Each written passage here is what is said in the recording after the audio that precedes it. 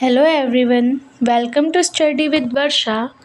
आज हम करेंगे BA second year third semester drawing and painting unit 1 का पार्ट 1 जो है Pal manuscript paintings. So let's start the video. Pal manuscript paintings represent the earliest surviving school of miniature painting in mainland India, developed under the patronage of the Buddhist Pal rulers. These delicate works marked a pivotal transition from monumental cave murals to portable manuscript art. In paintings का development Buddhist पाल rulers के अंदर हुआ और ये बहुत ही important role play करती हैं केव monumental से हमें मिनिएचर और मैन्युस्क्रिप्ट पेंटिंग्स तक जाने में। What are miniature paintings?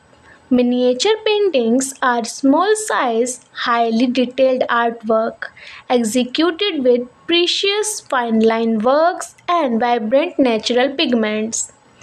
Miniature paintings small scale में बनाई जाने वाली एक छोटी पेंटिंग होती है जिसमें बहुत ही बारीक काम किया जाता है। Scale and details rather than relying purely on small physical dimensions, the hallmark of miniature painting lies in its intricate technique, delicate brushwork meant to be viewed up close, mediums traditionally painted on perishable surface such as palm leaves, tar patra, cloth, paper और wooden covers. Miniature paintings का simple सा मतलब ये है कि इन्हें small size में बनाया जाता है जिसमें हर प्रकार की चीज़ें आ जाती हैं। छोटे स्केल पे इन्हें मोस्टली ताड़पत्र पट यानी क्लॉथ कपड़े पे, पेपर पे या वुडन कवर्स के अंदर जिन्हें पोथी भी कहा जाता है उसमें भी बनाया जाता था। Origin and introduction. The origin of this art form is deeply linked to the major Mahayana and Vajrayana Buddhist monastic universities, Mahaviharas of the era such as Nalanda, Vikramshila, Sompura, etc. Pal manuscript paintings का जो उद्गम हुआ, जो उसका origin है, वो महायान और Vajrayana Buddhism के द्वारा हुआ जिसमें इनकी जो यूनिवर्सिटीज़ थी उसमें इस बारे में बताया जाता था, जैसे Nalanda, Vikramshila, Sompura. These institutions were not just centers of learning but active scriptoria where monks transcribed secret texts and illustrated them. ये जो इंस्टीट्यूशंस और विश्वविद्यालय थे ये केवल लर्निंग शिक्षा के लिए ही नहीं जाने जाते थे बल्कि यहाँ धार्मिक टेक्स्ट, सीक्रेट टेक्स्ट को ट्रांसक्रिप्ट किया जाता था और उनसे रिलेटेड आर्ट यानी कला बनाई जाती थी। Time period 8th century CE to late 12th century CE, around 750 to 1199 CE. Geographical origin. The eastern regions of Indian subcontinent comprising modern-day Bihar, West Bengal and parts of Bangladesh. Ruling dynasty. The Pal kingdom founded by King Gopal promoted rulers who actively patronized art, architecture and Buddhist learning centers including Dharmapal and Devpal. Pal dynasty और पाल manuscripts की जो timeline रही है वो 8वीं शताब्दी से लेके 12वीं शताब्दी के बीच में है जिसमें 750 से 1199 तक चली। Geographical origin. Pal miniature paintings का जो उद्गम हुआ वो भारत के ईस्टर्न रीजन में हुआ जिसमें Bihar, west Bengal and parts of Bangladesh भी आता है। Ruling dynasty. पाल किंगडम इस टाइम पे रूलिंग डायनेस्टी थी और जिसके फाउंडर थे Gopal. Importance of Pal miniature paintings, bridge between classical and medieval art. They carry forward the visual language and classical elegance of the Ajanta cave murals into a compact manuscript-based format. Pal miniature paintings का सबसे महत्वपूर्ण योगदान था अजंता केव के murals, Ajanta की गुफाओं में जो चित्र थे, भित्ति चित्रण, उन्हें कॉम्पैक्ट बनाया और मैन्युस्क्रिप्ट पेंटिंग्स में लाए। Earliest miniature tradition, they stand as a fundamental precursor to later Indian miniature tradition including Western India and Mughal India. Transmission of Vajrayan, because these manuscripts were compact and portable, pilgrimage scholars and monks carried them across trade routes, spreading Mahayana and Vajrayana Buddhist images into Nepal, Tibet, Myanmar and Southeast Asia. Miniature paintings इतनी compact यानी छोटी हुआ करती थी कि उसे pilgrimage हो, scholars हों या मॉन्क हों, वो सब एक जगह से दूसरी जगह आसानी से ले जाया करते थे, जैसे कि Nepal, Tibet, Myanmar and south east Asia, Mahayana Buddhism और वज्रयान बुद्धिज्म के बढ़ावे के लिए। की features of Pal miniature painting, Pal miniature paintings के की फीचर्स, इसमें बीच में एक छोटा सा भाग छोड़ा जाता था, जैसा कि आप यहाँ देख सकते हैं, जिसमें पेंटिंग बनाई जाती थी और दोनों तरफ उस पेंटिंग के बारे में लिखा जाता था। ताड़पत्र पे लिखा जाता था और उसके बीच में एक खाली जगह छोड़ी जाती थी। जो लिखा हुआ है उसके अकॉर्डिंग बीच में एक पेंटिंग, एक चित्र बनाया जाता था।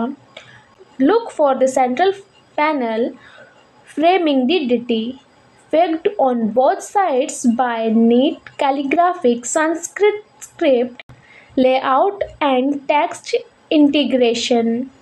Integrated panels, paintings do not take up entire page. Instead, small rectangular, roughly 2 or 3 inches, were reserved directly within the handwritten text columns.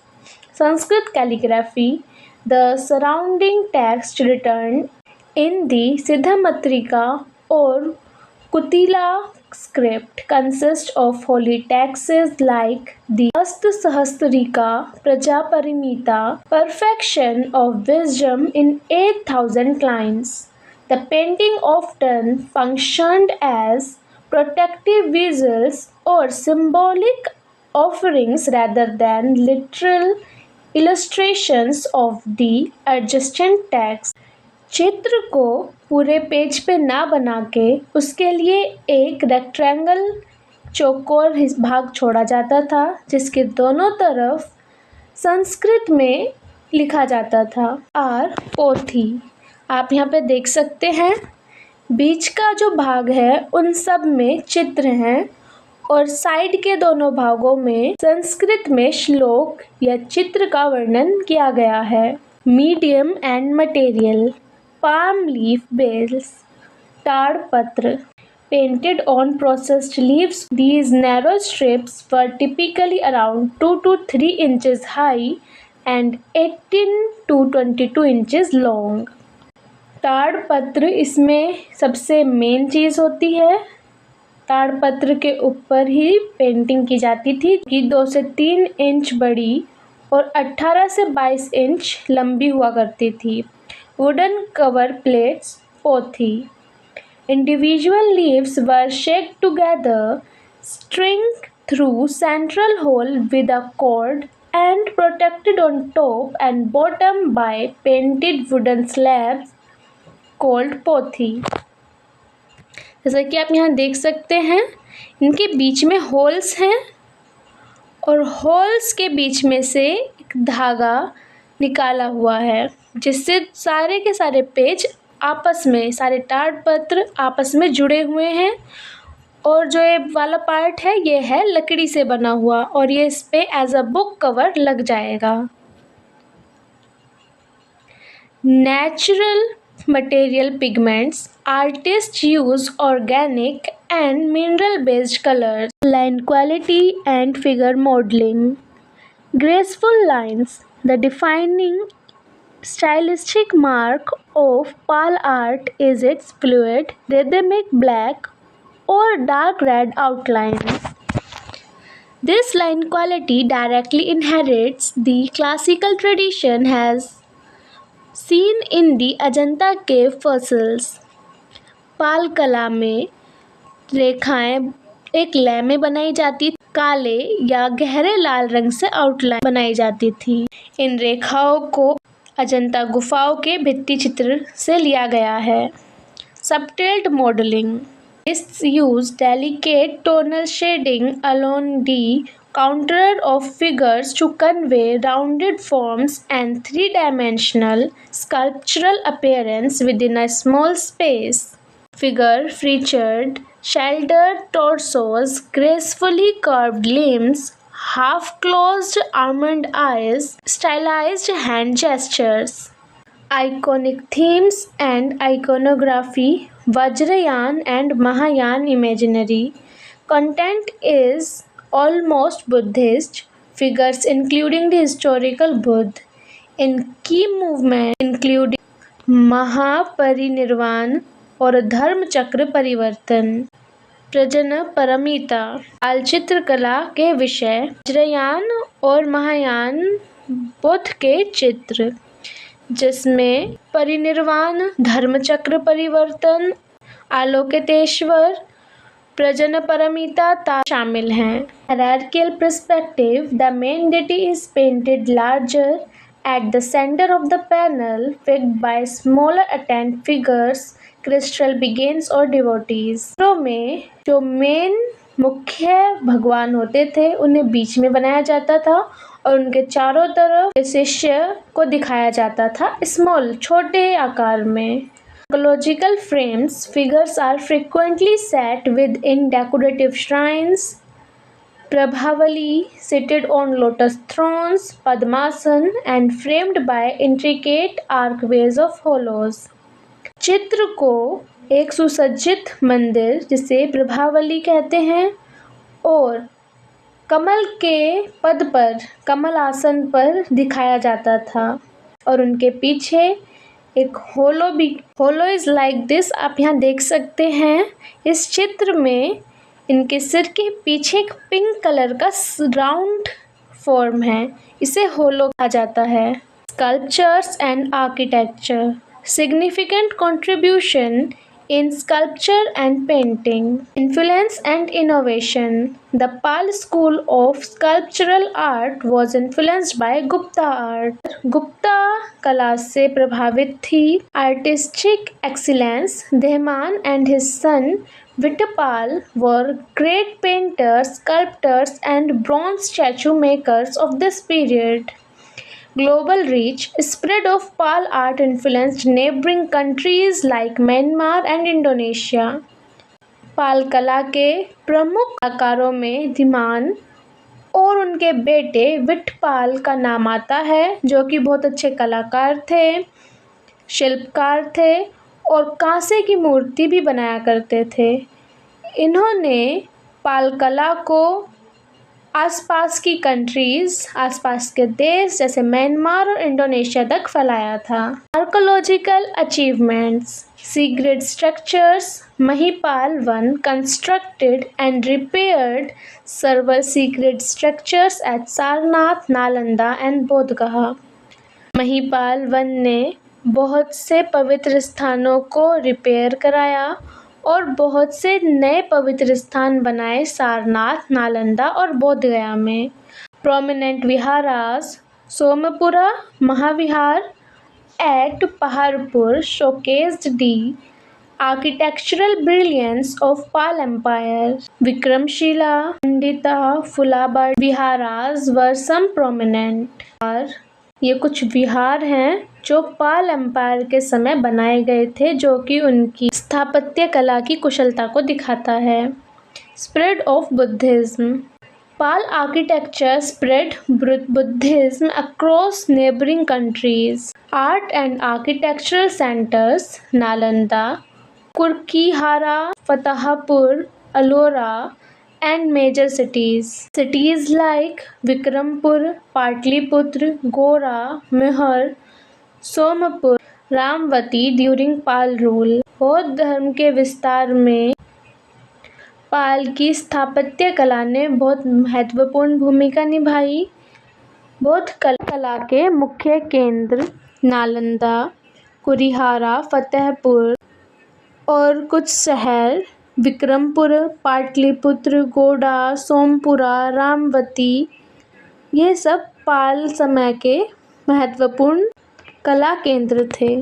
Legacy and influence Pal art left a lasting impact on eastern India, Tibet and Nepal. Pal period marked by excellence in various art forms influencing neighboring regions. Temples. Although the Pal emperor were Buddhist, they built several Hindu temples. पाल शासक बौद्ध धर्म को मानते थे, लेकिन उन्होंने कुछ हिंदू मंदिर भी बनाए। These temples were built in Vigra style, which is well-known temple style. पाल शासकों ने जो मंदिर बनाए वो रिंग शैली में बनाए।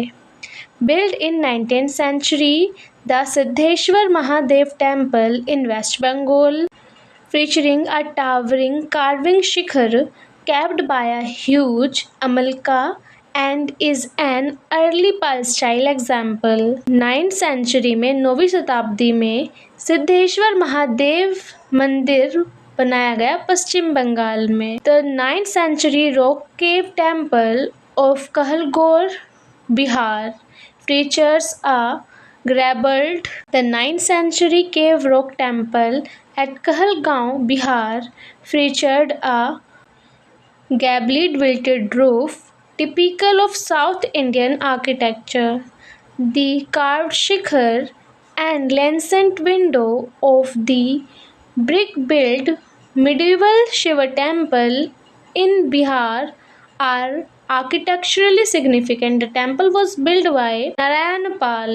Rampal established the city of Ramvati, which include a variety of temples. Sculptural art influence. Pal sculptures originated from Gupta style but evolved, notable for detailed features influenced by local characteristics. Mystery in stone and bronze sculptures influenced Southeast Asia art. पाल मूर्ति कला गुप्ता कला से प्रभावित थी। इसमें पत्थर और कांसे की मूर्तियाँ भी बनाई गई, जिससे साउथ ईस्ट एशिया कला भी प्रभावित हुई। Paintings and terracotta tracing Pal painting limited evidences of Pal painting but noted in manuscripts. Significance of palm leaf. Palm leaf painting and terracotta flakes were significant, bridging diversity and daily life. The terracotta plaques dedicated both diversity and daily life activities. Terracotta art flourished due to easy availability of material.